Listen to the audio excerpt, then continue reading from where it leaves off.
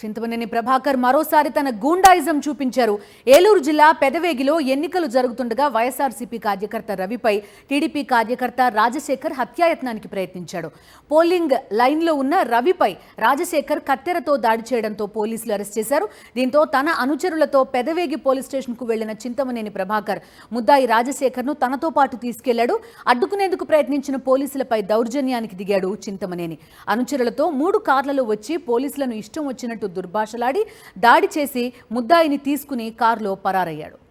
అయితే హత్యాయత్నం కేసులో ముద్దాయిని చింతమనేని తీసుకెళ్లడంపై వైఎస్ఆర్సీపీ నాయకులు, బాధిత కుటుంబ సభ్యులు ఆందోళనకు దిగారు. తక్షణం చింతమనేని ప్రభాకర్తో అతని అనుచరులు ముద్దాయి రాజశేఖర్ను అరెస్ట్ చేయాలని డిమాండ్ చేశారు. పోలీస్ స్టేషన్ ముందు బైఠాయించి నిరసన తెలిపారు.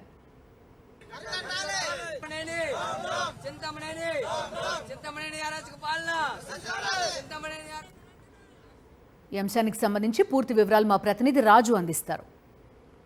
పెదవేగి పోలీస్ స్టేషన్ వద్ద కూడా ఉద్రిక్త వాతావరణం నెలకొంది. చూస్తే కనుక ఇక్కడ ఎవరైతే పోలింగ్ బూత్కి సంబంధించి కూడా వైఎస్ఆర్సీపీకి సంబంధించినటువంటి శ్రేణులపై దాడులు చేయడంతో పాటు ఎవరైతే హత్యాయత్నానికి కూడా పాల్పడినటువంటి ముద్దాయి అన్నాడో అలాంటి ముద్దాయికి సంబంధించి కూడా పోలీస్ స్టేషన్ తీసుకొస్తే ఈ పోలీస్ స్టేషన్ కూడా చింతమనేని ప్రభాకర్ కూడా ఎవరైతే ఉన్నారో ఈ పోలీస్ స్టేషన్ కూడా తీసుకెళ్లిపోయినట్టు పరుచుకోండి. ఎక్కడంటే బాధితులు కూడా ఉన్నారు, వీరితో మాట్లాడదాం. ఏమంటే చెప్పండి, ఏమేమి చూస్తారు, అసలు ఏం జరిగింది ఇక్కడ భయానక వాతావరణం సృష్టిస్తున్నాడు చింతమనేని అనే వ్యక్తి.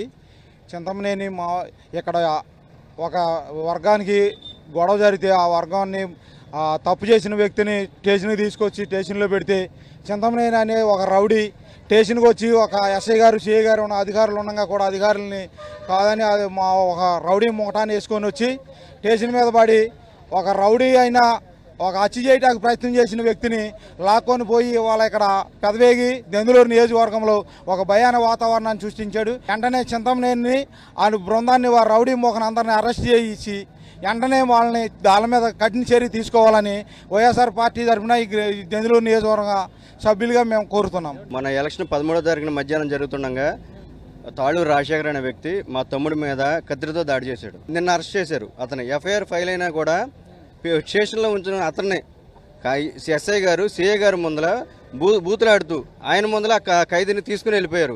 ఒక సర్పంచ్ గారు అబ్బాయికే ఇలాంటి పరిస్థితి ఉంటే నియోజకవర్గంలోని జనాల పరిస్థితి ఏంటి? 180,000 మంది ఓటర్లు ఉన్నాం.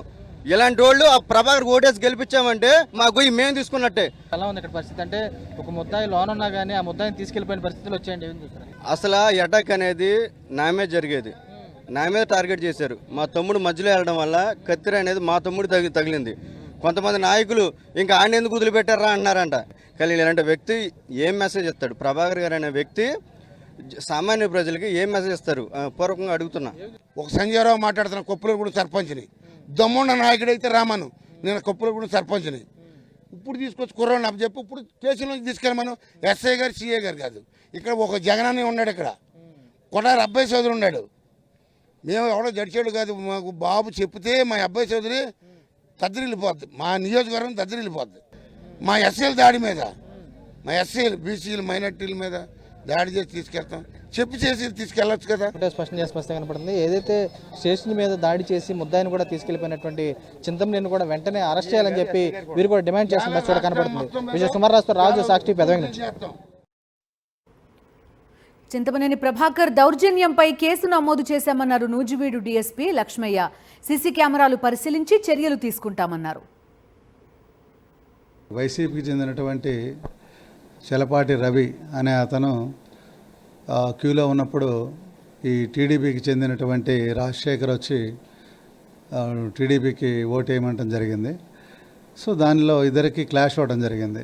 దాని విషయంలో ఆ రవి యొక్క బ్రదరు నాగేశ్వర అనే అతను అడ్డురాగా ఆ ఘర్షణలో చెలపాటి రవికి రాజశేఖర్ సిజర్ తీసుకొని అతని వీపు మీద పడవడం జరిగింది.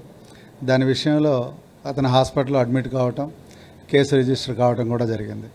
సో ఆ కేసు దర్యాప్తులో భాగంగా ఈ కేసులో 307 ఇంగ్రీడియంట్స్ అనేటువంటిది పెట్టడం, ముద్దాయి ఈరోజు పోలీస్ స్టేషన్కి వచ్చి సరెండర్ కావడం జరిగింది. చింతమనేని గారు మరి 3 వెహికల్స్లో వాళ్ళ యొక్క అనుచరులతో వచ్చి ఎస్ఐ గారితో, సిఐ గారితో వాగ్విధానం చేసి మీరు 41 ఇవ్వచ్చు కదా అని చెప్పి అంటే, లేదంటే 307 కేసు రిజిస్టర్ కాబట్టి ఆల్టర్ చేయడం జరిగింది. కాబట్టి అతన్ని రిమాండ్కి పంపించాలి అని కూడా చెప్పడం జరిగింది. మేము ఎట్టి పరిస్థితుల్లో ముద్దాయిని తీసుకెళ్తాను, మీరేం చేసుకుంటారని చెప్పేసి అసభ్యకరంగా మాట్లాడటం, పోలీసులను కూడా తోలనాటం జరిగింది.